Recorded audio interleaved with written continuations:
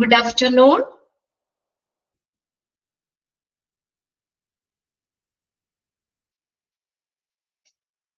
Okay. Good afternoon. കേൾക്കാൻ പറ്റുന്നില്ലേ? Yes. Okay. തിരിച്ചൊരു ഗുഡ് ആഫ്റ്റർനൂൺ ഒന്നും കണ്ടില്ല. അത് തന്നെയാണ് ഞാൻ ചോദിച്ചത് കേട്ടോ. ഓക്കെ. ഒരാളെങ്കിലും ഒന്ന് നമ്മളെ പറയുമ്പോൾ തിരിച്ചു പറഞ്ഞാലേ നമുക്കൊരു ഇതുള്ളൂ. ഓക്കെ. അപ്പൊ നമ്മൾ കഴിഞ്ഞ ക്ലാസ്സിൽ എടുത്തതൊക്കെ വായിച്ചു നോക്കിയാൽ എല്ലാവരും ഓക്കെ വായിച്ചു നോക്കിയോ? യെസ്. വായിച്ചു നോക്കിന്നാണോ പറയണേ? യെസ്. തമ്പ് കണ്ടപ്പോ ഞാൻ ഓക്കെ നിങ്ങൾ വായിച്ചിട്ടുണ്ടാവും അല്ലെ? ബുദ്ധിമുട്ടൊന്നുമില്ലല്ലോ അല്ലെ? മോക്ക് ടെസ്റ്റുകൾ നിങ്ങൾക്ക് വന്നായിരുന്നോ? കഴിഞ്ഞ ക്ലാസ്സിന് കിട്ടിയോ? ഉച്ചയ്ക്ക് ഒന്ന് കിട്ടുമ്പോഴത്തേക്കും ഓക്കെ എന്തായാലും ഇന്ന് തന്നെ നിങ്ങൾക്ക് കിട്ടും. അപ്പൊ അത് ചെയ്ത് നോക്കണം കേട്ടോ. ഓക്കെ കിട്ടി ചെയ്തു. ഓക്കെ. ഇനി രണ്ടാമത്തെ ചാപ്റ്റർ ആണ് നമ്മൾ തുടങ്ങുന്നത്. ഏതാണ്? Chapter 2 history of hospitals. History of hospitals. ഹോസ്പിറ്റലിന്റെ ഒരു ചരിത്രം ഹിസ്റ്ററി തന്നെയാണ്. ഓക്കെ. അതില് നമ്മൾ ഹോസ്പിറ്റലുകളെ പല ക്ലാസിഫിക്കേഷൻസ് ആയിട്ട് പല രീതിയിൽ ക്ലാസിഫൈ ചെയ്തിട്ടുണ്ട്. അത് ഏതൊക്കെയാണെന്നും പിന്നെ നമ്മൾ ഏതാണ് ഓരോ പീരീഡുകൾ മോഡേൺ പീരീഡ് റിനൈസൻസ് ഏജ് അങ്ങനെ ഓരോ പീരീഡുകൾ പിന്നെ ഹോസ്പിറ്റലിന്റെ എവല്യൂഷൻ പിന്നെ കുറച്ച് 17th സെഞ്ചുറിയിൽ ഹോസ്പിറ്റലിന്റെ കുറച്ച് ഹോസ്പിറ്റൽ കൺസ്ട്രക്ഷൻ ഇത്രയും കാര്യങ്ങളാണ് പിന്നെ അതിനകത്ത് നമുക്ക് ഈ ചാപ്റ്ററിൽ വന്നിരിക്കുന്നത് കേട്ടോ. അപ്പൊ അതിനകത്ത് നമുക്ക് നോക്കാം ഹോസ്പിറ്റല് ഹിസ്റ്ററി ഓഫ് ഹോസ്പിറ്റൽസിൽ ആദ്യം നമ്മൾ എ ആണ്. ഇതാണ് ഹോസ്പിറ്റൽ ഓഫ് ഏർലി ഈറ. ഇതാണ് BC 500 AD. AD 500 വരെയുള്ള ഏർലി ആദിമ ഹോസ്പിറ്റലിന്റെ ചരിത്രം ഹിസ്റ്ററിയാണ് നമ്മൾ നോക്കുന്നത്. ഏതുവരെയുള്ള? AD 500 വരെയുള്ള BC to AD 500. AD 500 വരെയുള്ള ആദിമ ഹോസ്പിറ്റലിന്റെ ചരിത്രമാണ് നമ്മൾ ഇതിനകത്ത് നോക്കുന്നത്. നോക്കിയേ. Early, the medical treatment was always recognized as a religious services and ceremonies. പണ്ട് കാലങ്ങളില് മെഡിക്കൽ ട്രീറ്റ്മെന്റ് എന്തിനെ ബേസ് ചെയ്തിട്ടുള്ളതായിരുന്നു? നേരത്തെ പണ്ട് കാലങ്ങൾ ആദിമ വൈദ്യ ചികിത്സ എന്ന് പറയുന്നത് മതപരമായിട്ടുള്ള ആചാരങ്ങളുടെയും ചടങ്ങുകളുടെയും ഭാഗമായിരുന്നു. പണ്ട് എങ്ങനെയാ ട്രീറ്റ്മെന്റ്? മതപരമായിട്ടുള്ള ചടങ്ങുകള് ആചാരങ്ങളുടെയും ഭാഗമായിരുന്നു ട്രീറ്റ്മെന്റ് അല്ലെ? മന്ത്രവാദമൊക്കെ ചെയ്തും അങ്ങനെയൊക്കെയല്ലേ നമ്മള് അസുഖങ്ങളും ഇതൊക്കെ മാറ്റുന്നേ. പണ്ടത്തെ കാലഘട്ടം പറയുന്നത്. പണ്ട് നമ്മൾ ട്രീറ്റ്മെന്റ് എന്ന് പറയുന്നത് എന്തിനു ബേസ് ചെയ്തിട്ടുള്ളായിരുന്നു? മതപരമായിട്ടുള്ള ആചാരങ്ങളുടെയും സെറിമണീസ് ചടങ്ങുകളുടെയും ഭാഗമായിട്ടാണ് ഈ പണ്ട് treatment. Then priests were also physician or medicine men caring for spirit, mind and body. അവിടെ ഫിസിഷ്യൻ ആരാണ്? പ്രീസ്റ്റ് ആണ്. പ്രീസ്റ്റ് എന്ന് പറഞ്ഞ ആരാ? പ്രീസ്റ്റ് ആരാണ്? പുരോഹിതൻ അല്ലെ? Priest were also physician. അപ്പൊ ഹോസ്പിറ്റൽ ഓഫ് ഏർലി ഈറ അവിടെ നമ്മള് പ്രീസ്റ്റ് ആണ് ആരായിട്ട് ആക്ട് ചെയ്യുന്ന? ഫിസിഷ്യൻ ആയിട്ട് അല്ലെങ്കിൽ മെഡിസിൻ മെൻ നമുക്ക് മരുന്നുകളൊക്കെ തരുന്നത്. കെയറിങ് ഫോർ സ്പിരിറ്റ്സ് നമ്മുടെ ആത്മാവിനെ മനസ്സിനെ ശരീരത്തിനെ ഒക്കെ പരിപാലിക്കുന്ന ആള് ആരാണ്? പ്രീസ്റ്റ്. പ്രീസ്റ്റ് ആണ് ഫിസിഷ്യൻ എന്ന് പറയുന്നത്. ഇതൊന്ന് അണ്ടർലൈൻ ചെയ്തിട്ടോ കേട്ടോ. Priests were also physician or medicine men caring for spirit, mind and body. Priests or doctors came under the ruling classes with a great political influence. ഒരു ശക്തമായ രാഷ്ട്രീയ സ്വാധീനമുള്ള ഒരു ഭരണവർഗത്തിന്റെ കീഴിലായിരുന്നു ആര്? പ്രീസ്റ്റ് അല്ലെങ്കിൽ ഡോക്ടേഴ്സ്. പ്രീസ്റ്റ് അല്ലെങ്കിൽ ഡോക്ടേഴ്സ് എന്ന് പറയുന്നത് ആരുടെ കീഴിലായിരുന്നു? ശക്തമായ പൊളിറ്റിക്കൽ ഇൻഫ്ലുവൻസ് രാഷ്ട്രീയ സ്വാധീനമുള്ള ഒരു ഭരണവർഗത്തിന്റെ കീഴിലായിരുന്നു പ്രീസ്റ്റ് അല്ലെങ്കിൽ ഡോക്ടേഴ്സ്.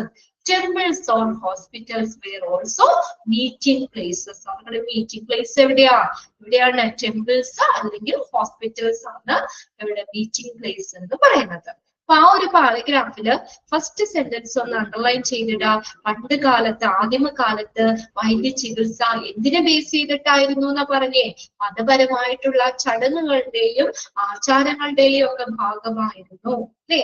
മതപരമായിട്ടുള്ള ആചാരങ്ങളുടെയും ചടങ്ങുകളുടെയും ഒക്കെ ഭാഗമായിരുന്നു. അവിടെ ആരാണ് ഫിസിഷ്യൻ എന്ന് പറയുന്നത്? ആ റോൾ ആർക്കായിരുന്നു? ഫിസിഷ്യന്റെ റോൾ ആർക്കായിരുന്നു?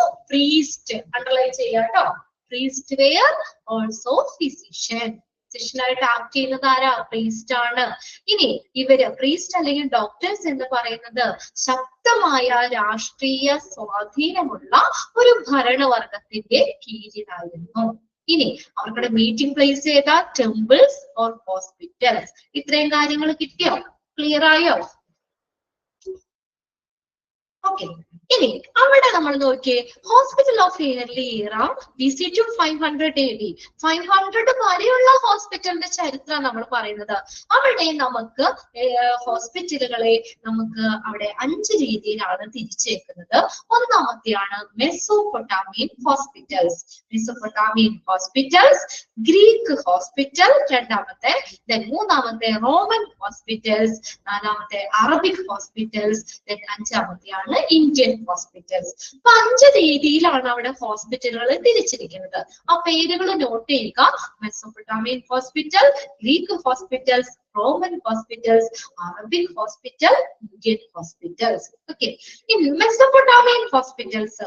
മെസോപ്പൊട്ടാമിയൻ ഹോസ്പിറ്റൽസ് നോക്കിയേ, അവിടെ എന്തൊക്കെ കാര്യങ്ങൾ അതിനകത്ത്?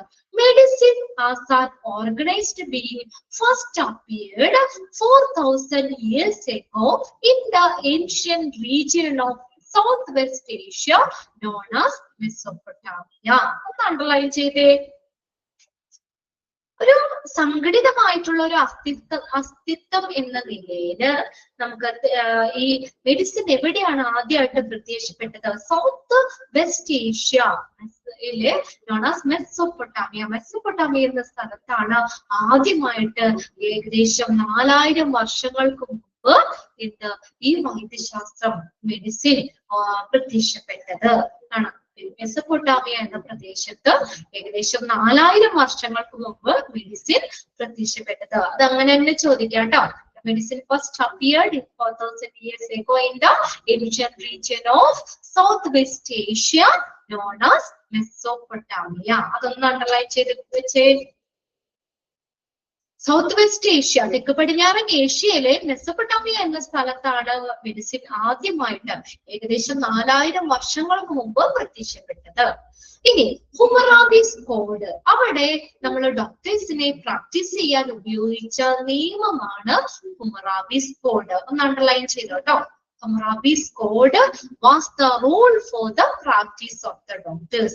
അപ്പൊ അവിടെ ചോദിക്കും, in Mesopotamian hospitals, dash was the rule for the practice of the doctors. ഇതാണ് ഡോക്ടേഴ്സിനെ പ്രാക്ടീസ് ചെയ്യാൻ ഉപയോഗിച്ച ഒരു റൂളാണ്, നിയമമാണ് ഹമ്മറാബിസ് കോഡ് എന്ന് പറയുന്നത്. ഹമ്മറാബിസ് കോഡ് അത് ബാബിലോണിയൻ ലീഗൽ ടെക്സ്റ്റിൽ എഴുതിയിട്ടുള്ള ഒരു കോഡാണ് കേട്ടോ. ബാബിലോണിയൻ ലീഗൽ ടെക്സ്റ്റിൽ എഴുതിയിട്ടുള്ള ഒരു കോഡാണ് ഹമ്മറാബിസ് കോഡ്. ഹമ്മറാബിസ് കോഡാണ് അവിടെ ഡോക്ടേഴ്സിനെ പ്രാക്ടീസ് ചെയ്യാൻ ഉപയോഗിച്ചത്. അങ്ങനെ തന്നെ ചോദിക്കാം. ഹമ്മറാബിസ് കോഡ് എന്നുള്ളത് അണ്ടർലൈൻ ചെയ്യാം. First recorded prescription came from Sumer in ancient Babylonian. നമ്മുടെ ചരിത്രത്തിൽ ആദ്യമായിട്ടുള്ള പ്രിസ്ക്രിപ്ഷൻ, റെക്കോർഡഡ് പ്രിസ്ക്രിപ്ഷൻ വന്നത് എവിടെ നിന്നാണ്? Came from Sumer. SUMER. Text ഉള്ളവരൊന്ന് നോക്കിയേ, കറക്റ്റ് അല്ലേ സ്പെല്ലിംഗ്? നോക്കിയേ, Sumer, SUMER. Sumer in ancient Babylonian. അവിടെ 3 ക്വസ്റ്റ്യൻ നമുക്ക് എക്സാമിന് ചോദിക്കാം. ഓക്കെ. മെഡിസിൻ ഫസ്റ്റ് അപ്പിയർ ചെയ്ത് എവിടെയാണ്? സൗത്ത് വെസ്റ്റ് ഏഷ്യയില് മെസോപ്പൊട്ടാമിയ എന്ന സ്ഥലത്താണ്. അണ്ടർലൈൻ ചെയ്തില്ലേ? അവിടെ ഡോക്ടേഴ്സിനെ പ്രാക്ടീസ് ചെയ്യാൻ ഉപയോഗിച്ച റൂൾ ഏതാണ്? Hammurabi's code. പിന്നെ first recorded prescription came from dash. എവിടെ നിന്നാ വന്നത്? Sumer, SUMER. അതെവിടെയാ? In ancient Babylonian. ഏൻഷ്യന്റ് ബാബിലോണിയനിലെ സുമർ എന്ന സ്ഥലത്താണ് ആദ്യ ചരിത്രത്തിൽ ആദ്യമായിട്ടുള്ള പ്രിസ്ക്രിപ്ഷൻ, റെക്കോർഡഡ് പ്രിസ്ക്രിപ്ഷൻ വന്നത്. 3 കാര്യങ്ങളും ക്ലിയർ ആയോ നോക്കി. അതില് ആ ഒരു പാരഗ്രാഫിലെ 3 കാര്യങ്ങളും അവിടെ അണ്ടർലൈൻ ചെയ്ത് വെച്ചെല്ലാവരും. ഓക്കെ. ഇത് 3 ക്വസ്റ്റ്യൻ ആയിട്ട് നമുക്ക് എക്സാമിന് ചോദിക്കാം കേട്ടോ. ആദ്യമായിട്ട് മെഡിസിൻ ഓർഗനൈസ് ചെയ്തിട്ട് അപ്പിയർ ചെയ്തത് എവിടെയാണ്? 4000 വർഷങ്ങൾക്ക് മുമ്പ് മെസൊപ്പൊട്ടാമിയ എന്ന സ്ഥലത്താണ്. അവിടെ ഡോക്ടേഴ്സിനെ പ്രാക്ടീസ് ചെയ്യാൻ ഉപയോഗിച്ച നിയമം റൂൾ ഏതാണ്? Hammurabi's code. പിന്നെ first recorded prescription came from എവിടെന്നാ വന്നത്? സുമർ. 3 കാര്യങ്ങൾ നോട്ട് ചെയ്യുക. ഇനി രണ്ടാമത്തെയാണ് Greek hospitals. Greek hospitals period ഉണ്ട്. പീരീഡ് ജസ്റ്റ് ഒന്ന് നോക്കി വെച്ചാൽ മതി കേട്ടോ. Period 460 to 136 BC. പീരീഡ് ഒന്നും എക്സാമിനൊന്നും ചോദിക്കാറൊന്നുമില്ല, ജസ്റ്റ് ഒന്ന് നോക്കി വെക്കാം. Treatment was based on magic religious rituals. In Greek hospital, treatment എന്തിനെ ബേസ് ചെയ്തിട്ടായിരുന്നു? എന്തിനെ ബേസ് ചെയ്തിട്ടാ? മാജിക് റിലീജിയസ് റിച്വൽസ്, മാന്ത്രികവും മതപരമായിട്ടുള്ള ചടങ്ങുകളെ അടിസ്ഥാനമാക്കിയായിരുന്നു. അതും ചോദിക്കാം. ഗ്രീക്ക് ഹോസ്പിറ്റൽസിലെ ട്രീറ്റ്മെന്റ് എന്തിനെ ബേസ് ചെയ്തിട്ടായിരുന്നു? ഇതിനെ ബേസ് ചെയ്തിട്ടാണ് based on magic religious rituals, മാന്ത്രികവും മതപരമായിട്ടുള്ള ചടങ്ങുകളെ അടിസ്ഥാനമാക്കിയായിരുന്നു ഏത്? അവിടെ treatment. Hippocrates, the father of medicine. Underline ചെയ്ത് വെച്ചേ, എക്സാമിന് ചോദിക്കാറുണ്ട്. Who is the father of medicine? ആരാ? ഹിപ്പോക്രാറ്റ്സ് ആണ്. Hippocrates, father of medicine. used a logical non-religious approach to medicine. അദ്ദേഹം എന്ത് ചെയ്തു? അദ്ദേഹം മെഡിസിനിൽ ഒരു യുക്തിപരമായിട്ടുള്ള, ലോജിക്കൽ എന്ന് വെച്ചാൽ യുക്തിപരമായിട്ടുള്ള, നോൺ റിലീജിയസ് മതപരമല്ലാത്ത സമീപനം മെഡിസിനിൽ അദ്ദേഹം കൊണ്ടുവന്നു. മെഡിസിനില് ഒരു മതപരമല്ലാത്ത സമീപനം അദ്ദേഹം കൊണ്ടുവന്നു. അതുകൊണ്ട് മെഡിസിന്റെ ഫാദർ എന്നറിയപ്പെടുന്നത്. എക്സാമിന് ചോദിക്കും, who is the father of medicine? Hippocrates. Okay, 2 കാര്യങ്ങൾ അണ്ടർലൈൻ ചെയ്തോ? ഫാദർ ഓഫ് മെഡിസിൻ ആരാണ്? ട്രീറ്റ്മെന്റ് എന്തിനെ ബേസ് ചെയ്തിട്ടുള്ളതായിരുന്നു? Magic religious rituals. ഇങ്ങനെ തന്നെ ക്വസ്റ്റ്യൻ ചോദിക്കാം കേട്ടോ. In Greek hospitals treatment was based on dash. എന്തിന് ബേസ് ചെയ്തായിരുന്നു? മാജിക് റിലീജിയസ് റിച്വൽസ്, മാന്ത്രികവും മതപരമായിട്ടുള്ള ചടങ്ങുകളെ അടിസ്ഥാനമാക്കിയായിരുന്നു അദ്ദേഹം. അപ്പൊ ഹിപ്പോക്രാറ്റ്സ് അദ്ദേഹത്തിന്റെ ആ വരവോടുകൂടി അദ്ദേഹം എന്ത് ചെയ്തു? മെഡിസിനില് ഒരു പുതിയൊരു സമീപനം കൊണ്ടുവന്നു. അദ്ദേഹം മെഡിസിനില് യുക്തിപരവും മതപരമല്ലാത്ത ഒരു സമീപനം മെഡിസിനിൽ കൊണ്ടുവന്നു. അതുകൊണ്ട് മെഡിസിനിൽ അപ്പൊ ഒരുപാട് മാറ്റങ്ങൾ വരുത്തി. അപ്പൊ അതുകൊണ്ട് പണ്ടൊക്കെ എന്ന് പറഞ്ഞാലേ നമുക്ക് എന്താ പറയാ, രോഗങ്ങളൊക്കെ ആണെങ്കിലും ഉണ്ടാകുന്നതൊക്കെ ഇങ്ങനെ എന്തെങ്കിലും ദേവീ കോപങ്ങൾ കൊണ്ടൊക്കെയാണ് രോഗങ്ങൾ ഉണ്ടാകുന്നത്. അപ്പൊ അതിന്റെ ട്രീറ്റ്മെന്റ് ഒക്കെ മന്ത്രവാദം ഒക്കെ ചെയ്തും അങ്ങനെയൊക്കെയായിരുന്നു പണ്ടൊക്കെ മാറ്റിക്കൊണ്ടിരുന്നത്. എന്നാൽ അദ്ദേഹം പറഞ്ഞു, അദ്ദേഹം ഹിപ്പോക്രാറ്റ്സിന്റെ വരവോടുകൂടി അദ്ദേഹം മെഡിസിനിൽ ഒരു പുതിയ മാറ്റം കൊണ്ടുവന്നു. അദ്ദേഹം പറഞ്ഞു, അതുകൊണ്ടൊന്നും അല്ല നമുക്ക് രോഗങ്ങൾ വരുന്നത്, ഇപ്പൊ നമ്മുടെ ജീവിത ശൈലികൾ കൊണ്ടാണ്, നമ്മുടെ ആഹാര രീതികൾ കൊണ്ടൊക്കെയാണ്, നമ്മുടെ ജീവിതശൈലിയും കൊണ്ടൊക്കെയാണ് രോഗങ്ങൾ വരുന്നതെന്നൊക്കെ അദ്ദേഹം പറഞ്ഞു. അതാണ് അദ്ദേഹം മെഡിസിനിൽ ഒരു പുതിയൊരു സമീപനം കൊണ്ടുവന്നു. തികച്ചും യുക്തിപരവും അതുപോലെ മതപരമല്ലാത്ത ഒരു സമീപനം മെഡിസിനിൽ അദ്ദേഹം കൊണ്ടുവന്നു. മെഡിസിനിൽ ഒരു പുതിയൊരു അപ്രോച്ച് കൊണ്ടുവന്നു. അതുകൊണ്ടാണ് അദ്ദേഹത്തെ എന്തെന്ന് പറയുന്നത്? ഫാദർ ഓഫ് മെഡിസിൻ എന്ന് പറയുന്നത്. ക്ലിയർ ആയോ? ഹിപ്പോക്രാറ്റ്സ്. അതൊന്ന് നോക്കി വെക്കാം. ഇനി മൂന്നാമത്തെയാണ് റോമൻ ഹോസ്പിറ്റൽ. മൂന്നാമത്തെ ഏതാ division? Roman hospital. By the 1st century BC, the Roman was the first to make the institutional care of sick and injured. ഉണ്ടോ? By the 1st century BC, ഒന്നാം നൂറ്റാണ്ടോടുകൂടി റോമക്കാരാണ് ഒരു എന്താ പറയാ, ഒരു ഫസ്റ്റ് ഇൻസ്റ്റിറ്റ്യൂഷണൽ കെയർ ഓഫ് സിക്ക് ആയിട്ടുള്ളവർക്ക്, injury മുറിവ് പറ്റിയവർക്ക് ഒക്കെ വേണ്ടിയിട്ട് ഫസ്റ്റ് ഇൻസ്റ്റിറ്റ്യൂഷണൽ കെയർ കൊണ്ടുവന്നത് ആരാ? റോമക്കാരാണ്. റോമൻ. അണ്ടർലൈൻ ചെയ്തിട്ട് sentence.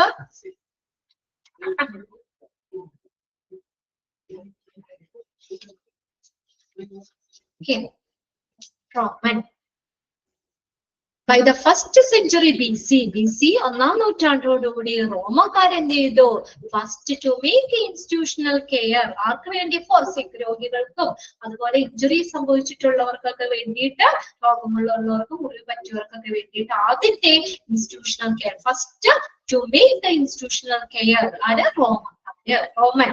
Then military and slave hospitals existed then. അപ്പൊ ആ കാലഘട്ടത്താണ് മിലിറ്ററി ഹോസ്പിറ്റൽ, മിലിറ്ററി പട്ടാളക്കാർക്ക് വേണ്ടിയിട്ട് സ്ലേവ് ആരാ? സ്ലേവ് എന്ന് പറയുന്നേ ആരാണ്? Slave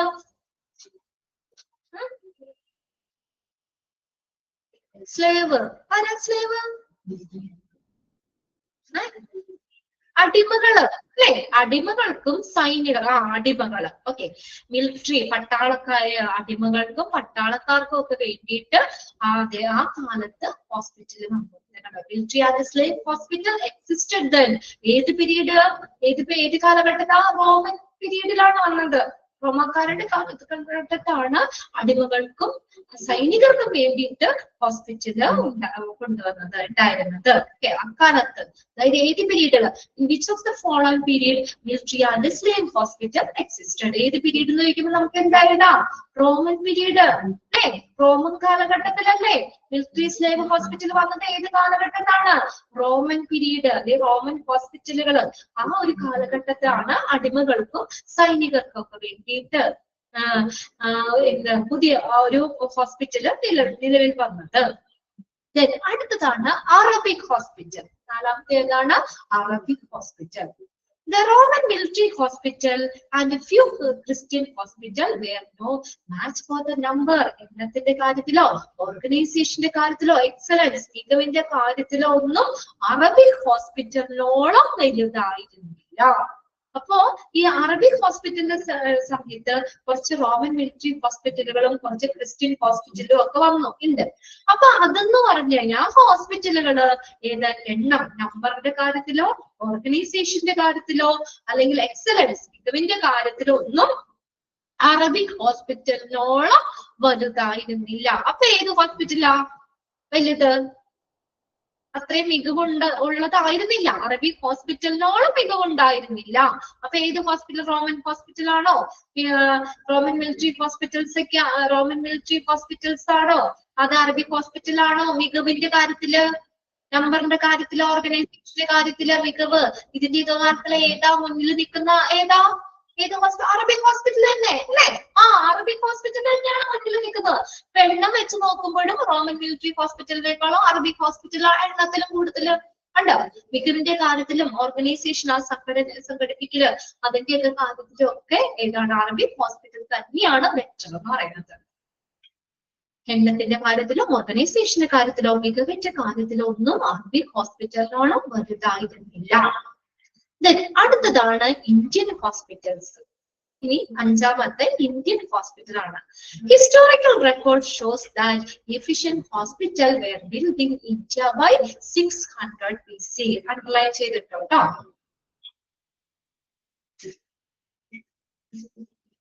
historical records shows that, ഒരു ചരിത്ര രേഖകൾ എന്താ പറയുന്നത്? ഒരു എഫിഷ്യന്റ് ആയിട്ടുള്ള ഹോസ്പിറ്റല് ഇന്ത്യയില് ബിൽഡ് ചെയ്ത് തന്ന BC 600 കൂടിയാണ്. BC 600 കൂടി ഇന്ത്യയിലെ ഒരു എഫിഷ്യന്റ് എന്ന് പറഞ്ഞാൽ എന്താ? കാര്യക്ഷമമായിട്ടുള്ള ഒരു ഹോസ്പിറ്റല് സ്ഥാപിക്കപ്പെട്ട് എന്നാണ് ചരിത്ര രേഖകൾ പറയുന്നത്. ഏത് ടൈമോടുകൂടി? 600 BC. അതൊന്ന് അണ്ടർലൈൻ ചെയ്തു കേട്ടോ. During the glorious reign of king Ashoka.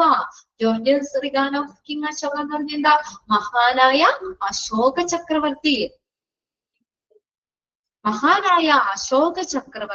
അദ്ദേഹത്തിന്റെ ആ ഒരു ടൈമാണ് 273 to 232 BC. അപ്പൊ മഹാനായ ആ അശോക ചക്രവർത്തിയുടെ കാലത്ത് ഇന്ത്യൻ ഹോസ്പിറ്റൽ എന്തായി മാറി? Started to look like a modern hospital. ഈ അശോക ചക്രവർത്തിയുടെ കാലത്ത് ഇന്ത്യൻ ഹോസ്പിറ്റല് മോഡേൺ ഹോസ്പിറ്റൽ ആയിട്ട് അറിയപ്പെട്ടു. അത് ചോദിക്കാം കേട്ടോ. ആർക്കുടെ കാലഘട്ടത്താണ്? അശോകന്റെ കാലഘട്ടത്തിൽ, കിങ് അശോക ചക്രവർത്തിയുടെ കാലഘട്ടത്തിലാണ് ഇന്ത്യൻ ഹോസ്പിറ്റല് മോഡേൺ ഹോസ്പിറ്റൽ ആയിട്ട് കണക്കാക്കുന്നത്, അറിയപ്പെട്ടത്. ഓക്കെ, ഇത് PG-യിലും പഠിക്കാനുണ്ട് കേട്ടോ. PG-യില് നമുക്ക് ഈ first chapter basic concepts of hospital എന്നാണ്. അതില് നമ്മളിപ്പോ പഠിക്കുന്ന ഹിസ്റ്ററി ലെക്ചറില് നമ്മൾ ഹിസ്റ്ററി പഠിച്ചില്ലേ? ആ ഹിസ്റ്ററിയുടെ കുറെ കാര്യങ്ങൾ തന്നെയാണ് ആ ഒന്നാമത്തെ ചാപ്റ്റർ PG-യിൽ നിങ്ങൾക്ക് പഠിക്കാനുള്ളത്. ഒന്നുകൂടെ ഒക്കെ നോക്കി വെക്കുക. ഈ അശോകന്റെ കാര്യമൊക്കെ അവിടെ പറയുന്നുണ്ട് കേട്ടോ. ഇന്ത്യൻ ഹോസ്പിറ്റല് നമ്മൾ മോഡേൺ ഹോസ്പിറ്റലായിട്ട് കണക്കാക്കപ്പെട്ടത് അറിയപ്പെട്ടത് ആരുടെ കാലഘട്ടത്തായിരുന്നു? കിങ് അശോകന്റെ കാലഘട്ടത്തായിരുന്നു. കിങ് അശോക ഒന്ന് അണ്ടർലൈൻ ചെയ്ത് വെച്ചോ, മഹാനായ അശോക ചക്രവർത്തിയുടെ കാലത്ത്. പിന്നെ ആ BC 600 എന്നുള്ളതും അണ്ടർലൈൻ ചെയ്ത് വെച്ചു. ചരിത്ര രേഖകൾ പറയുന്നത് ഒരു എഫിഷ്യന്റ് ആയിട്ടുള്ള ഹോസ്പിറ്റൽ ഇന്ത്യയിൽ ബിൽഡ് ചെയ്തത് എന്നാണ് പറഞ്ഞേക്കണേ? BC 600 BC കൂടിയാണ്. അവിടെ നോക്കിയിട്ട് follow the principles of sanitation and caesarean section were operated. അപ്പൊ അവിടെ എന്താ പ്രിൻസിപ്പിൾ ഓഫ് സാനിറ്റേഷൻ? ശുചിത്വം, sanitation principles, caesarean section, caesarean section, ഇതൊക്കെ അവിടെ പ്രവർത്തിച്ചു. Were operated. Then physician were appointed, one for every 10 village. Physician അവരെങ്ങനെ അപ്പോയിന്റ് ചെയ്ത്? അവിടെ ഇന്ത്യൻ ഹോസ്പിറ്റൽസിൽ ഫിസിഷ്യനെ എങ്ങനെയാണ് അപ്പോയിന്റ് ചെയ്തത്? appointed for every 1 for every 10 village. ഓരോ 10 വില്ലേജിലും ഒരു ഫിസിഷ്യൻ എന്ന നിലയിലാണ് ഫിസിഷ്യനെ അപ്പോയിന്റ് ചെയ്തത്. അണ്ടർലൈൻ ചെയ്ത് വെച്ചത്. Physician were appointed, one for every 10 village. ഓരോ 10 വില്ലേജിലും ഒരു ഫിസിഷ്യൻ എന്ന രീതിയിലാണ് അപ്പോയിന്റ് ചെയ്തത്. എന്തിനു വേണ്ടി? to serve the healthcare needs of the population and population. അതായത് ആ ജനസംഖ്യയുടെ ആ ഹെൽത്ത് കെയർ അല്ലെ, ആ ഒരു ആരോഗ്യ പരിചരണം അതിനെ സെർവ് ചെയ്യാനായിട്ട്, ആളുകളുടെ ആരോഗ്യത്തെ നോക്കാനും ഒക്കെ ആയിട്ട് ഓരോ ഫിസിഷ്യനെ എങ്ങനെ 10 വില്ലേജ് കൂടുമ്പോഴും 10 വില്ലേജില് ഒരു ഫിസിഷ്യൻ എന്ന നിലയിൽ എന്ത് ചെയ്തു? അവിടെ അപ്പോയിന്റ് ചെയ്തു. ഇതിനു വേണ്ടി to serve the health care needs of the population. ആ ഒരു പോപ്പുലേഷന്റെ ആരോഗ്യത്തെ, ആരോഗ്യ ആവശ്യങ്ങൾ അതിനെ പരിപാലിക്കുന്നതിന് വേണ്ടിയിട്ട്, സെർവ് ചെയ്യുന്നതിന് വേണ്ടിയിട്ട്. Then last sentence നോക്കിയേ, and the regional hospitals for the infirm and destitute were built by Buddha. Infirm എന്ന് പറഞ്ഞാൽ ആരാണ്? ദുർബലര്. അറിയില്ലാത്തവര് മീനിങ് എഴുതി വെച്ചോ കേട്ടോ. ശക്തി ഇല്ലാത്തവര്, അശക്തര്, ദുർബലര്. And destitute എന്ന് പറഞ്ഞാൽ അഗതികള്.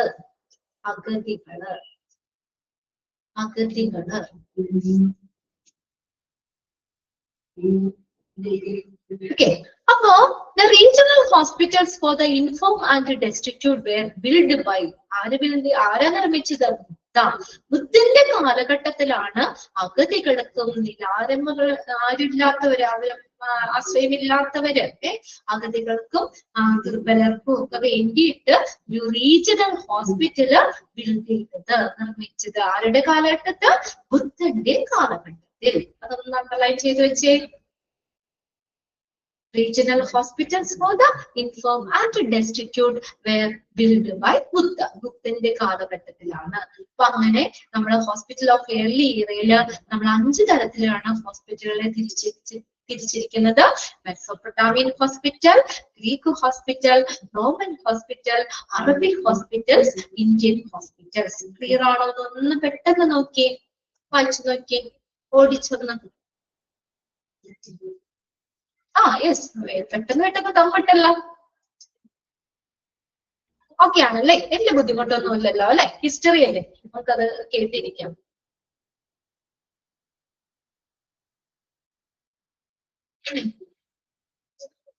ഓക്കെ, അപ്പൊ നമുക്ക് അവിടെ അണ്ടർലൈൻ ചെയ്തിട്ട് പറഞ്ഞ കാര്യങ്ങളൊക്കെ കറക്റ്റ് ആയിട്ട് അണ്ടർലൈൻ ചെയ്തിടാം.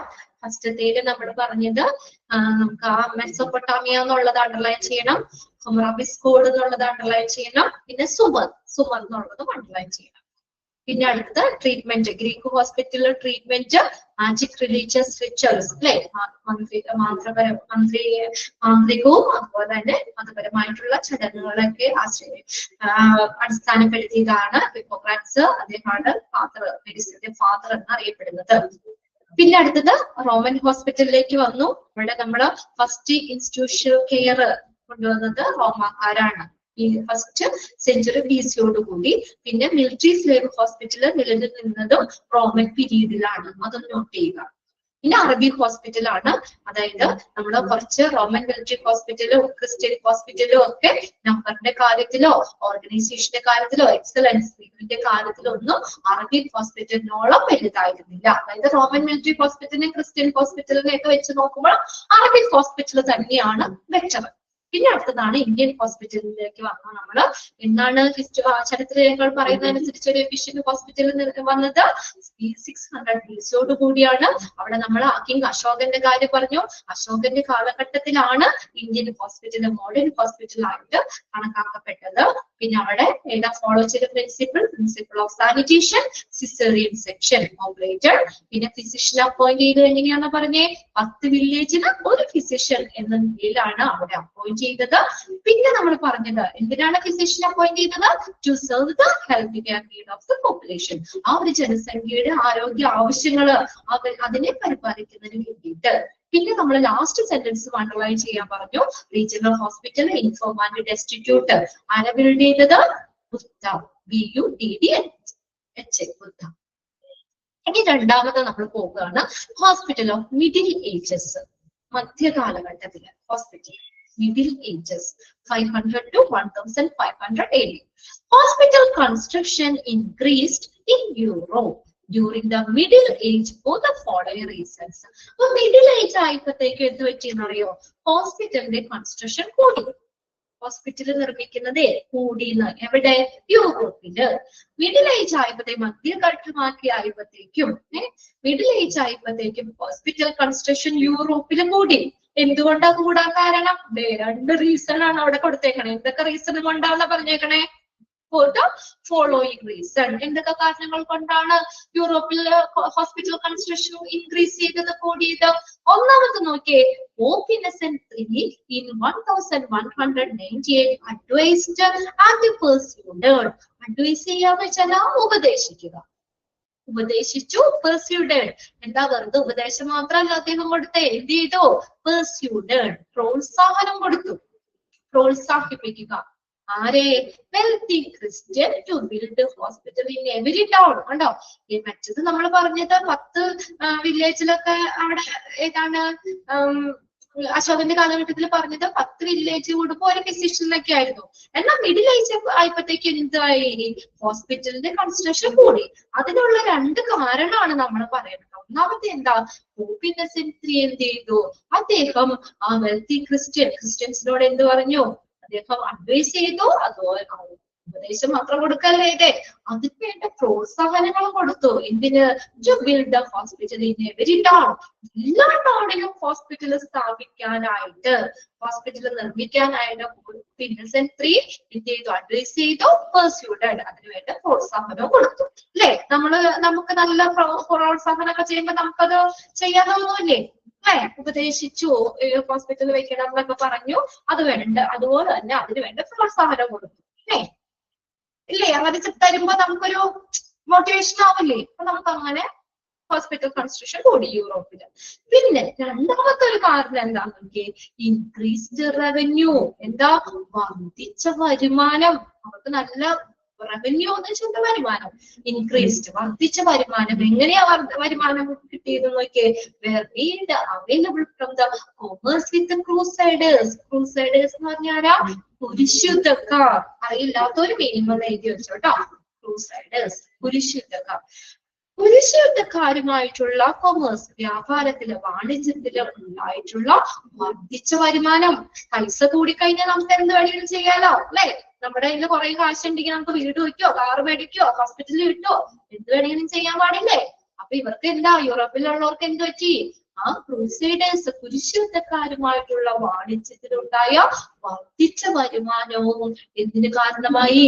ഹോസ്പിറ്റൽ കൺസ്ട്രക്ഷൻ കൂടാനായിട്ട് കാരണമായി. ക്ലിയർ ആണോ പറയണേ? എന്താ 2 കാരണം? യൂറോപ്പിലും ഹോസ്പിറ്റൽ കൺസ്ട്രക്ഷൻ കൂടാനുള്ള 2 കാരണം എന്താ? ഒന്നാമത്തെ കാരണം എന്ന് പറഞ്ഞ എന്താണ്? ക്രൂസൈഡേഴ്സ് എന്ന് പറഞ്ഞത് കുരിശുദ്ധക്കാര്, ക്രൂസൈഡേഴ്സ്. കുരിശുയുദ്ധക്കാരുമായിട്ടുള്ള കൊമേഴ്സ് വ്യാപാരത്തിലുണ്ടായ വർദ്ധിച്ച വരുമാനവും എന്ത് ഹോസ്പിറ്റലിന്റെ കൺസ്ട്രക്ഷൻ യൂറോപ്പില് ഹോസ്പിറ്റലിന്റെ കൺസ്ട്രക്ഷൻ കൂടാനുള്ള കാരണമായി വ്യാപാരത്തിൽ അവർക്ക് നല്ല വരുമാനം കിട്ടി. അപ്പൊ അതും എന്താണ് ഹോസ്പിറ്റൽ കൺസ്ട്രക്ഷൻ കൂടാനായിട്ടുള്ള കാരണമായി. ഒന്നാമത്തെ കാരണം എന്താ പറഞ്ഞ പോപ്പ് ഇന്നസെന്റ് III എന്ത് ചെയ്തു അവരെ ഉപദേശിക്കുകയും അവർക്ക് വേണ്ട പ്രോത്സാഹനം കൊടുത്തു. എന്തിന് എല്ലാ ടൗണിലും ഹോസ്പിറ്റൽ വേണം എന്ന് ഉപദേശിക്കുകയും പ്രോത്സാഹനം കൊടുക്കുകയും ചെയ്തു. രണ്ടാമത്തെയാണ് കുരിശുയുദ്ധക്കാരുമായിട്ടുള്ള വാണിജ്യത്തിലുണ്ടായ വർദ്ധിച്ച വരുമാനവും യൂറോപ്പില് ഹോസ്പിറ്റൽ കൺസ്ട്രക്ഷൻ കൂടാനുള്ള കാരണമായി. In contrast, അതേസമയം Asia and Africa during the same period construction of an effective and efficient hospital were pressed forward by the rule of the Crusaders. അപ്പൊ ഏഷ്യയിലും അതുപോലെ തന്നെ ഏഷ്യയിലും ആഫ്രിക്കയിലും ഒരുപാട് എഫിഷ്യന്റ് ആയിട്ടുള്ള ഹോസ്പിറ്റൽസ് സ്ഥാപിക്കാനായിട്ട് അന്നത്തെ അന്നത്തെ ഭരണവും ക്രൂസൈഡേഴ്സ് കുരിശുയുദ്ധക്കാരും എന്ത് ചെയ്തു ഫോഴ്സ് ചെയ്തു. അതേ സമയം തന്നെ അതേ പീരീഡില് ഇപ്പൊ യൂറോപ്പില് കൂടിയില്ലേ ഹോസ്പിറ്റൽ കൺസ്ട്രക്ഷൻ കൂടിയില്ലേ. അപ്പൊ അതേ സമയം തന്നെ ഏഷ്യയിലും ആഫ്രിക്കയിലും എന്ത് ചെയ്തു ആ സെയിം പീരീഡിൽ തന്നെ ഒരു കാര്യക്ഷമമായിട്ടുള്ള ഫലപ്രദമായിട്ടുള്ള എഫക്റ്റീവ് ആയിട്ടുള്ള ഹോസ്പിറ്റല് സ്ഥാപിക്കാനായിട്ട് അന്നത്തെ ഭരണവും ക്രൂസൈഡേഴ്സ് കുരിശുദ്ധക്കാരും ഫോഴ്സ് ചെയ്തു. അതാണ് ബി എന്നുള്ള ഇതിനകത്ത് പറയുന്നത് മിഡിൽ ഏജിലെ കാര്യങ്ങൾ. ഇത് ഹിസ്റ്ററി പോലെ തന്നെയാട്ടോ. ഹിസ്റ്ററി ഓഫ് ഹോസ്പിറ്റൽ എന്ന് പറഞ്ഞ പോലെ തന്നെ ഒരു ഹിസ്റ്ററി തന്നെയാണ്. അതേപോലെ ഒന്ന് മനസ്സിലാക്കി വെക്കാം. രണ്ട് റീസൺസ് നമ്മൾ നോക്കി വെച്ചേക്കാം അവിടെ. മിഡിൽ ഏജ് ആയപ്പോഴത്തേക്കും ഹോസ്പിറ്റലിലെ കൺസ്ട്രക്ഷൻ കൂടാനുള്ള രണ്ട് കാര്യങ്ങൾ. അതുപോലെ തന്നെ ഏഷ്യയിലും ആഫ്രിക്കയിലും സെയിം ടൈമില് ഹോസ്പിറ്റലിന്റെ കൺസ്ട്രക്ഷൻ കൂടിയത്. അത് ആര് ഫോഴ്സ് ചെയ്തു? അന്നത്തെ ഭരണവും കുരിശുദ്ധക്കാരും ഫോഴ്സ് ചെയ്തു. ഇനി അടുത്തത് സി എന്ന് പറയുന്ന റിനൈൻസസ് പീരീഡ് ആണ്. റിനൈൻസസ് period lasted from the 14th to 16th century. ഒന്ന് അണ്ടർലൈൻ ചെയ്ത് വെച്ചേ.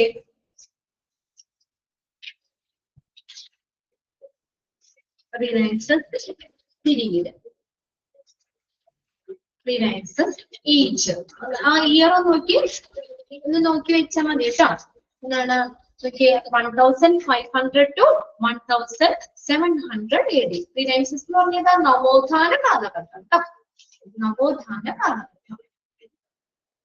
In Renaissance period lasted from എന്ന് വരെ 14th to 16th century. 14 തുടങ്ങി 16 വരെയുള്ള സെഞ്ചുറീസിൽ നീണ്ടു നിൽക്കുന്നതാണ് റിനൈൻസസ് പീരീഡ് എന്ന് പറയുന്നത്.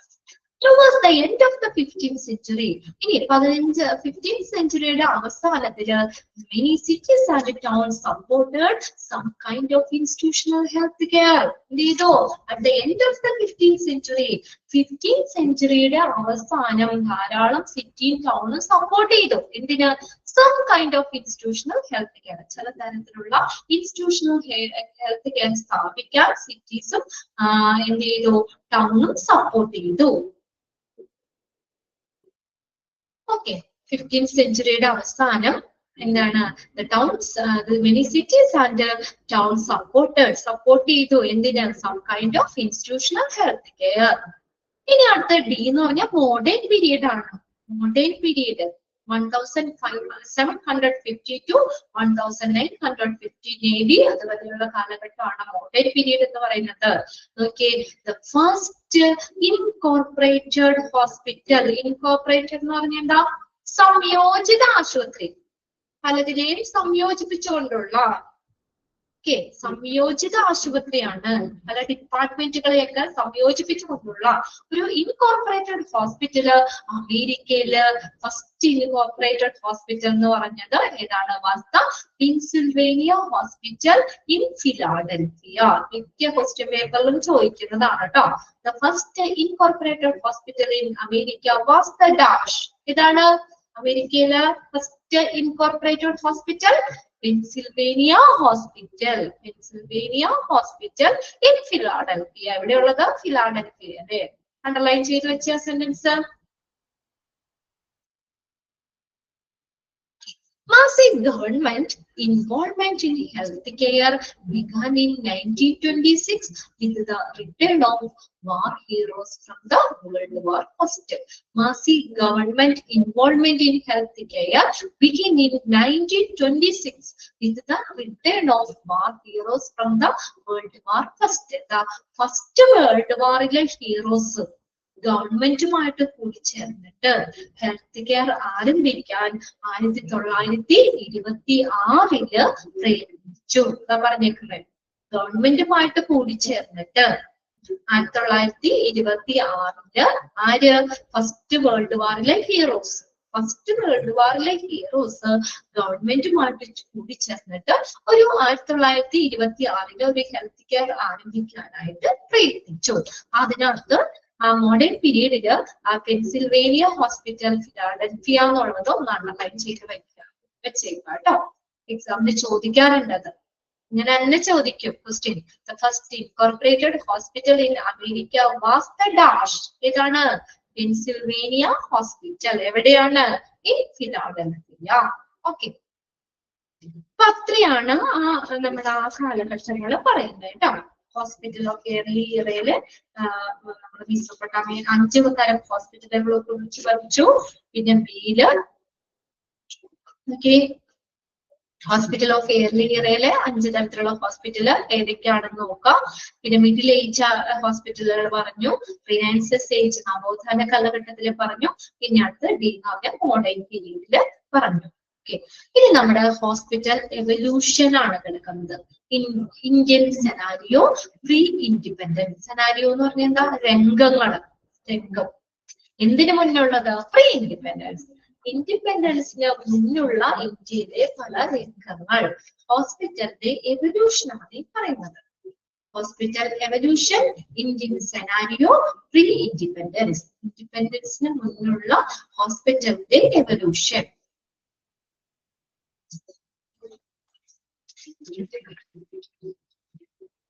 First again,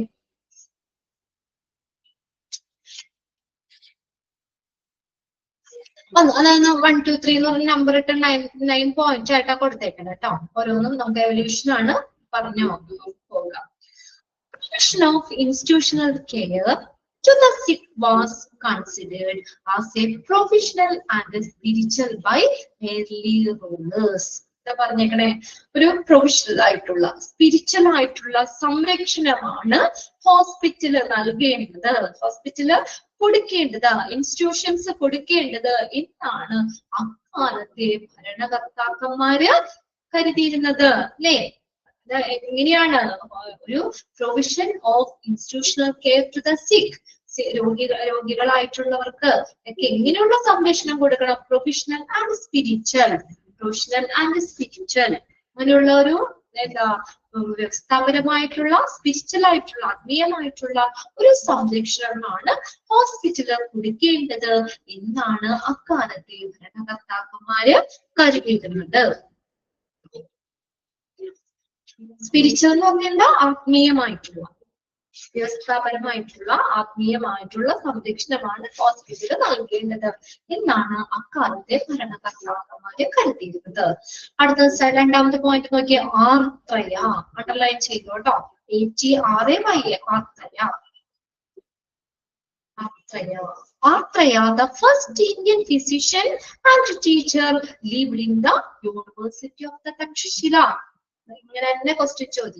Who is the first Indian physician and teacher lived in the University of Takshashila?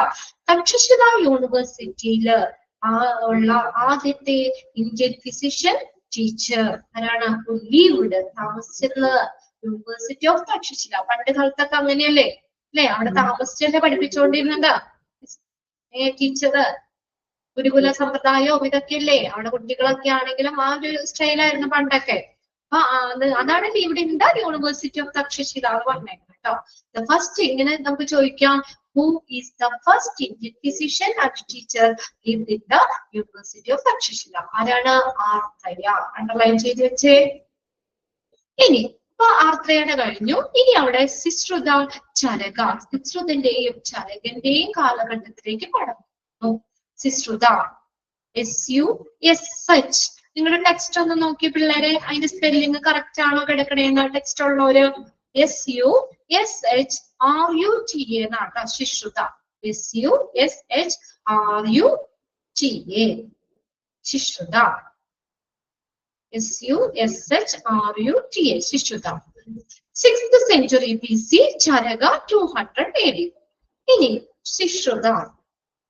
ശുശ്രുതനെ father of surgery എന്നാണ് അറിയപ്പെടുന്നത്.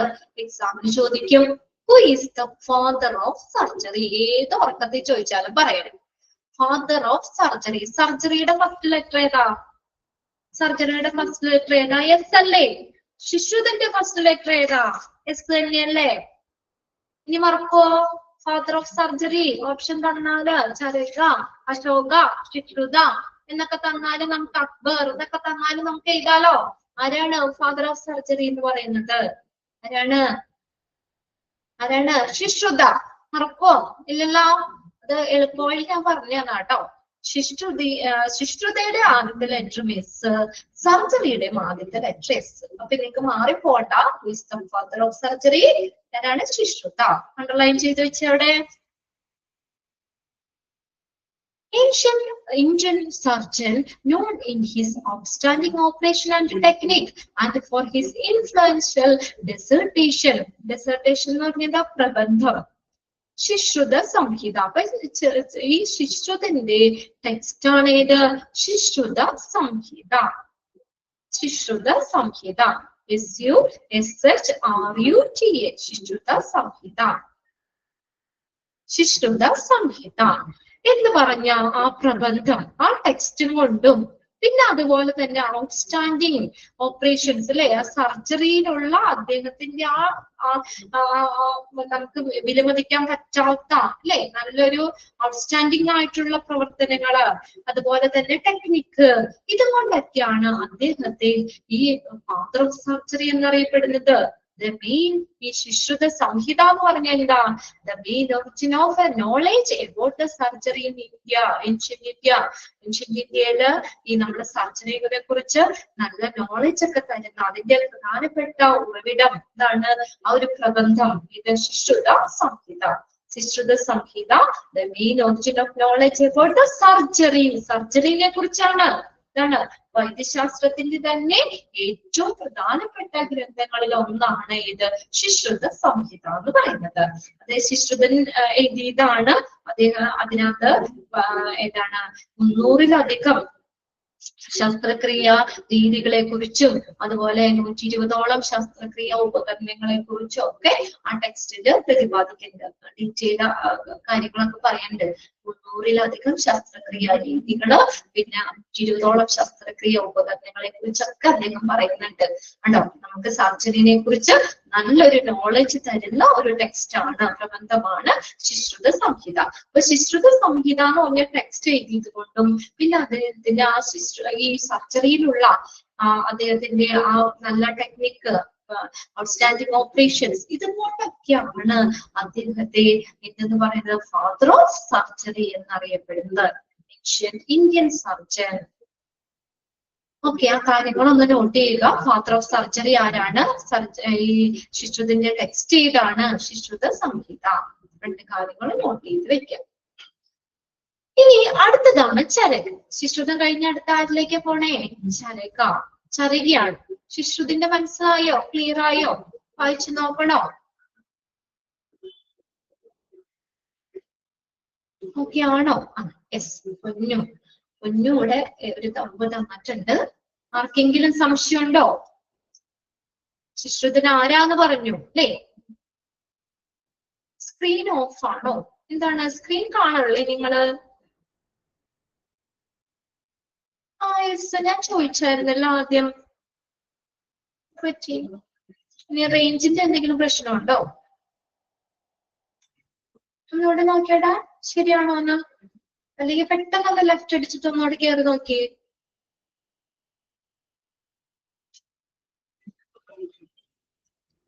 ഓക്കെ ആണോ നോക്കിയേ? സ്ക്രീൻ ഓഫ് ആണെന്ന് പറഞ്ഞാണ്. ഇനി അഥവാ എന്താ പറയാ സ്ക്രീൻ നിങ്ങൾ കാണണമെങ്കിൽ നിങ്ങൾ ചോദിക്കണം കേട്ടോ. ക്ലാസ് തുടങ്ങുമ്പോഴേ ഞാനെങ്ങാനും വിട്ടു പോവാണെങ്കിൽ ഞാൻ ചോദിക്കും, സ്ക്രീൻ ഓക്കെ അല്ലെങ്കിൽ ചോദിക്കും. ഇനി അഥവാ ഞാൻ ചോദിച്ചില്ലെങ്കിലും സ്ക്രീൻ കാണാനില്ലെങ്കിൽ നിങ്ങൾ പറഞ്ഞോളാം കേട്ടോ. മിസ്സേ സ്ക്രീൻ ഷെയർ ചെയ്തത് കാണാനുള്ളതാണ്.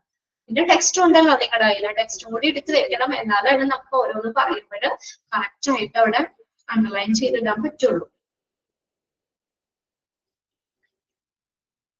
ഓക്കെ,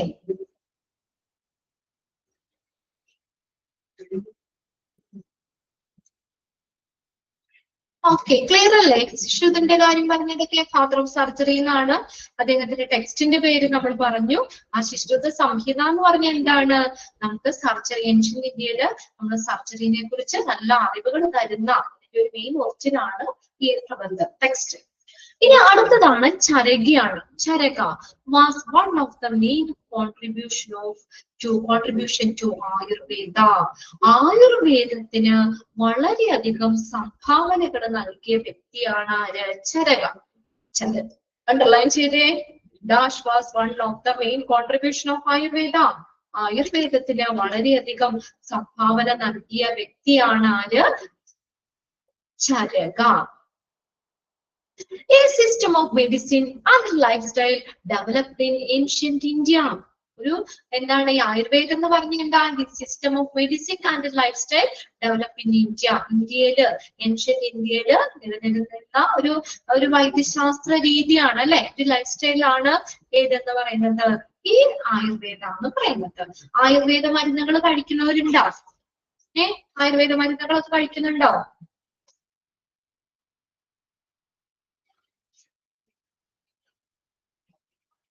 ഇല്ലേ? ആരും കഴിക്കല്ലേ? ഇപ്പൊ എല്ലാവരും ഇംഗ്ലീഷ് മെഡിസിൻസ് ആണോ കഴിക്കണേ? അലോപ്പതിയാണോ കഴിക്കണേ?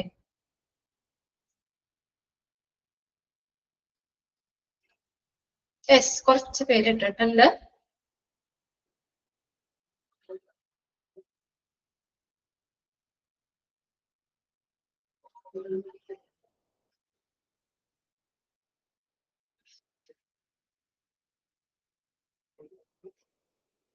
ഓക്കെ, കുറച്ച് പേര് കഴിക്കണ്ടെന്നാ പറഞ്ഞത്. അപ്പൊ എന്താ ആയുർവേദം എന്താണ് എന്ന് പറഞ്ഞിട്ട് നമുക്ക് അടുത്തേക്ക് നോക്കാം. ആയുർവേദം എന്താ പറഞ്ഞത്? ആയുർവേദം എന്ന് പറഞ്ഞാൽ എന്താ? നമ്മുടെ ഇന്ത്യയിലെ തന്നെ ഏറ്റവും പുരാതനമായിട്ടുള്ള ഒരു ചികിത്സാ സമ്പ്രദായമാണ് ഇതെന്ന് പറയുന്നത് ആയുർവേദം എന്ന് പറയുന്നത്. ആയുർവേദം ശരിക്കും എന്താ പറയാ, ആയുസിന്റെ വേദം എന്നാണ് ശരിക്കും ആയുർവേദത്തിന്റെ അർത്ഥമായിട്ട് പറയുന്നത്.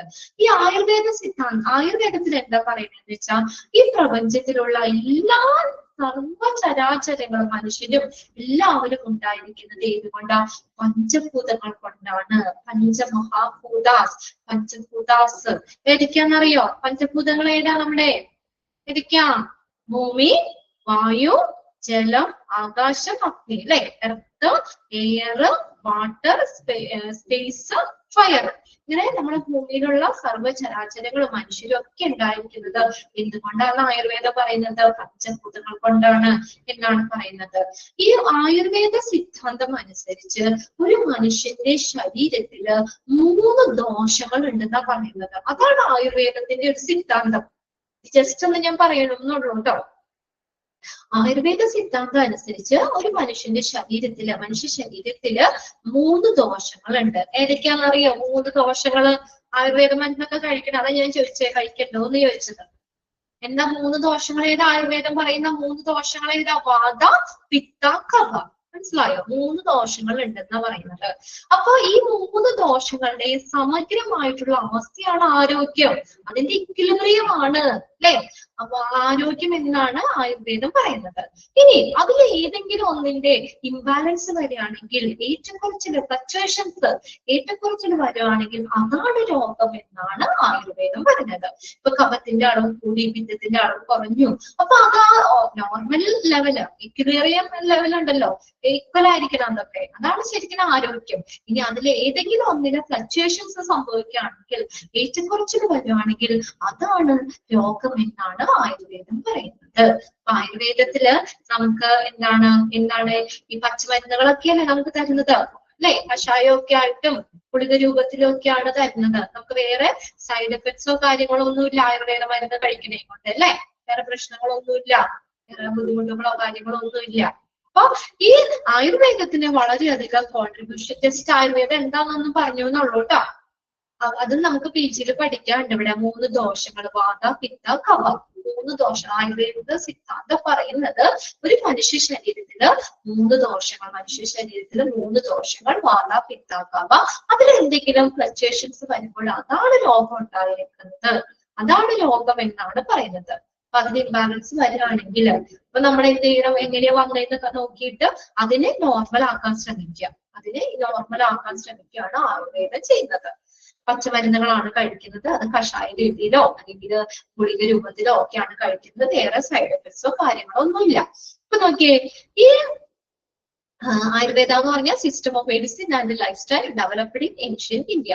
He is known as the editor of medical treaties. Treaties എന്ന് പറഞ്ഞാൽ പ്രബന്ധമാണ് കേട്ടോ. ഇവിടെ ചരക സംഹിത, ചരകനെ എഴുതിയിട്ടുള്ള ടെക്സ്റ്റ് ഏതാണ്? ചരക സംഹിത. ചരക സംഹിത അതൊന്ന് നോക്കി വെക്കാം. One of the basic test of classical Indian medicine and Ayurveda. Indian മെഡിസിനെ കുറിച്ച്, ആയുർവേദത്തിനെ കുറിച്ചൊക്കെ നമുക്ക് നോളജ് ഒക്കെ തരുന്ന ഒരു ടെക്സ്റ്റ് ആണ് ചരക സംഹിത എന്ന് പറയുന്നത്. അപ്പൊ ഇത്രയും അധികം കോൺട്രിബ്യൂഷൻ ആയുർവേദത്തിന് നൽകിയ ആളാണ് ചരക. അതുകൊണ്ട് ഫാദർ ഓഫ് ആയുർവേദ എന്നറിയപ്പെടുന്നതും ചരകനാണ്. ഒന്ന് നോട്ട് ചെയ്ത് വെച്ച് അവിടെ, ഫാദർ ഓഫ് ആയുർവേദ.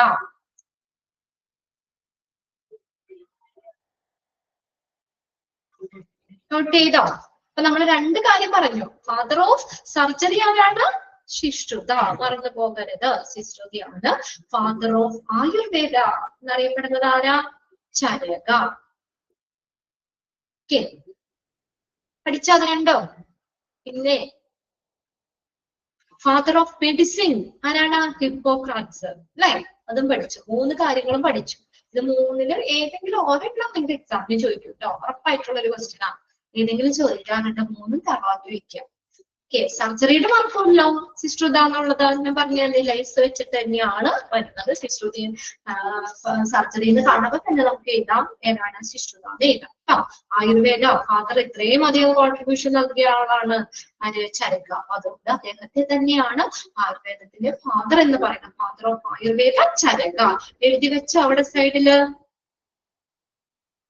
വെച്ചോ? Father of Ayurveda Charaka.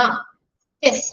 ഇനി നമ്മൾ നോക്കിയേ, ഇനി അപ്പൊ ശുശ്രുതയുടെ ചരകന്റെ കാലഘട്ടമൊക്കെ കഴിഞ്ഞു. ആ ഒരു ഇത് കഴിഞ്ഞിട്ട് ഇനി നമ്മൾ എങ്ങോട്ടാ വന്നെ? ബുദ്ധന്റെ അശോകന്റെ കാലഘട്ടത്തിലേക്ക് വരികയാണ്. Okay, can be trace back to Buddha and Ashoka. ബുദ്ധന്റെയും അശോകന്റെയും കാലഘട്ടത്തിലേക്ക് വന്നു. During Ashoka's reign principle of hygiene were followed. ഇവിടെ ഏതാ? Principle of hygiene, hygienic principle and C section were perform. C section എന്ന് പറഞ്ഞാൽ എന്താ? Caesarean section. അത് പെർഫോം ചെയ്തു. സിസേറിയൻ ചെയ്തോർക്കുന്നുണ്ടോ? എന്താ? നമ്മുടെ വയറ് കീറിയിട്ടാണല്ലേ കുട്ടീനെ പുറത്തെടുത്തേ. സിസേറിയൻ അങ്ങനെയല്ലേ? നോർമൽ ഡെലിവറി സിസേറിയൻ അറിയാലോ. സി സെക്ഷൻ നമ്മുടെ അബ്ഡോമൻ കട്ട് ചെയ്തിട്ട് കുട്ടീനെ പുറത്തെടുക്കുന്നതാണ് അല്ലെ. അപ്പൊ അങ്ങനെയുള്ള സർജറി കാര്യങ്ങള് ഇതൊക്കെ ഹൈജീനിക് പ്രിൻസിപ്പിൾ ഇതെല്ലാം അശോകന്റെ കാലഘട്ടത്തില് പെർഫോം ചെയ്തു, നിർവഹിച്ചു. ഇനി regional hospital for the inform and destitute build by Buddha. അതും കൂടി ഒന്ന് അണ്ടർലൈൻ ചെയ്തേ. Regional hospital for the inform and destitute, അഗതികൾക്ക്, നിരാലംബരായിട്ടുള്ളവർക്ക്, അശക്തരായിട്ടുള്ളവർക്കൊക്കെ വേണ്ടിയിട്ട് ഒരു റീജിയണൽ ഹോസ്പിറ്റൽ സ്ഥാപിച്ചത് ആരുടെ കാലഘട്ടത്താണ്? ബുദ്ധന്റെ കാലഘട്ടത്തിലാണ്. പിന്നെ അശോകന്റെ കാലം ഒന്ന് എഴുതിക്കോട്ടെ അവിടെ, അത് അണ്ടർലൈൻ ചെയ്തോ. അശോകാസിന്റെ principle of hygiene were followed and C section performed. ഇനി ലാസ്റ്റത്തെ 9ാമത്തെയാണ് അക്ബേഴ്സ് പീരീഡ്. അക്ബറിന്റെ കാലഘട്ടം. അക്ബേഴ്സ് പീരീഡ്, അക്ബറിന്റെ കാലഘട്ടം. അതാണ് ഏത്? യുനാനി മെഡിസിൻ. ഇവിടെ ചോദിക്കാം, ക്വസ്റ്റ്യൻ എഴുതി വെച്ചോ. In which period the Unani medicine introduced? ഏത് സമയത്താണ്, ഏത് കാലഘട്ടത്തിലാണ് യുനാനി മെഡിസിൻ കൊണ്ടുവന്നത്? ഏത് കാലഘട്ടത്തിലാണെന്ന് പറഞ്ഞേക്കുന്നേ? അക്ബറിന്റെ കാലഘട്ടത്തിൽ. Akbar's period Unani medicine introduced. Question കിട്ടിയോ? In which period Unani medicine introduced? ഏത് പീരീഡില്, ഏത് കാലഘട്ടത്തിൽ? അക്ബേഴ്സ് പീരീഡ്. ക്ലിയർ ആയോ? ക്ലിയറായോ? അക്ബറിന്റെ പീരീഡിൽ ആ കാലഘട്ടത്തിലാണ് യുനാനി മെഡിസിൻ ഇൻട്രൊഡ്യൂസ്ഡ് ചെയ്തത്. അതുപോലെ ഒരു കാര്യം കൂടി എഴുതി വെച്ചേ, ഫാദർ ഓഫ് യുനാനി മെഡിസിൻ തന്നിട്ടില്ല, നമ്മുടെ ടെക്സ്റ്റിൽ ഇല്ല, ഒന്ന് നോട്ട് ചെയ്തോ. ഫാദർ ഓഫ് യുനാനി മെഡിസിൻ എന്ന് പറഞ്ഞാൽ ഹിപ്പോക്രാറ്റ്സ് തന്നെയാണ് കേട്ടോ.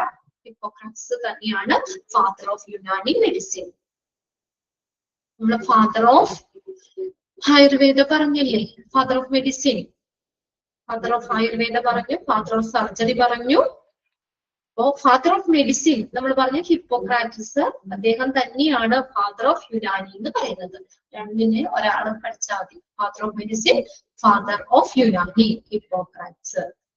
ഹിപ്പോക്രാറ്റസ് തന്നെയാണ് രണ്ട്.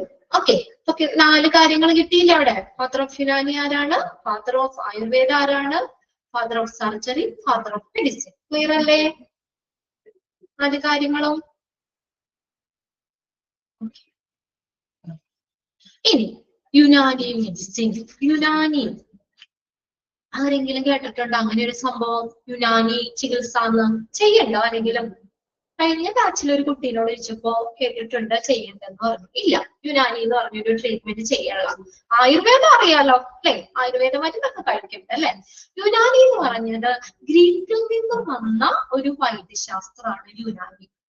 ജസ്റ്റ് ഒന്ന് പറയണമെന്നുള്ളൂ കേട്ടോ. ഇനി ഇത് യുനാനി എന്ന് പേര് കേൾക്കുമ്പോ ഇനി പിന്നീട് നമുക്ക് സിസ്റ്റം ഓഫ് മെഡിസിൻ ഒക്കെ ഇപ്പോ പഠിക്കാനുണ്ട്. അപ്പൊ അന്നേരം അവിടെ വരുന്നുണ്ട്.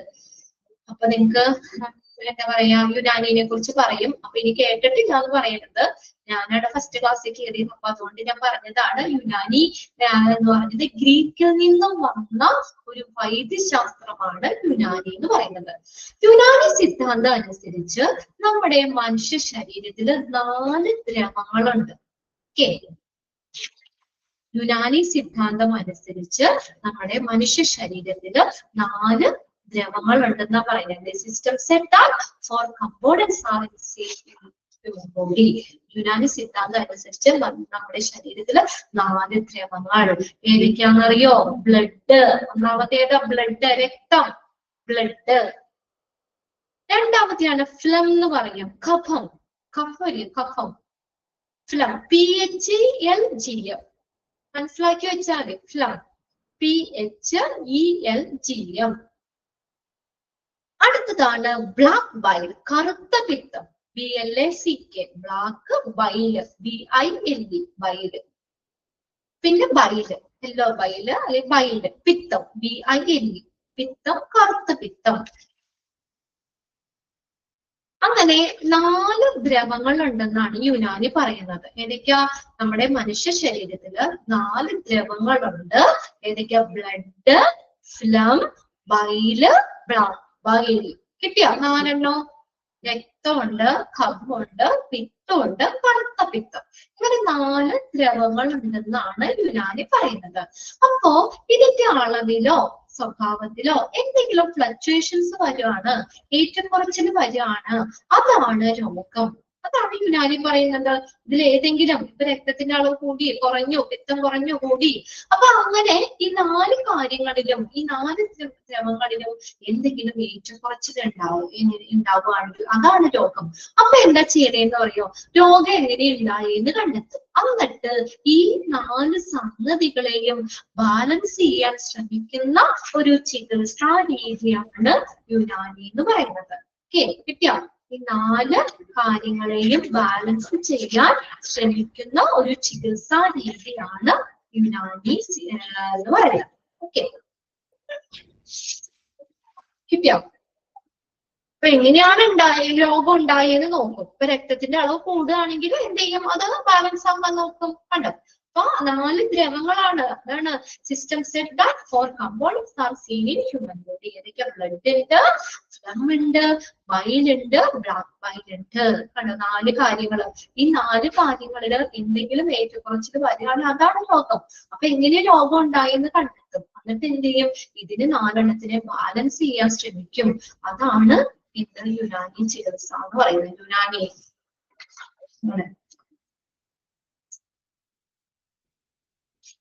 നിങ്ങൾ പറഞ്ഞേക്കുന്ന 4 കാര്യങ്ങളെയും എന്ത് ചെയ്യുന്നു? ബാലൻസ് ചെയ്യാൻ ശ്രമിക്കും. അതാണ് പച്ചമരുന്നുകൾ തന്നെയാണ് സാധാരണ ഇതിനകത്ത് ഉപയോഗിക്കുന്നത് കേട്ടോ.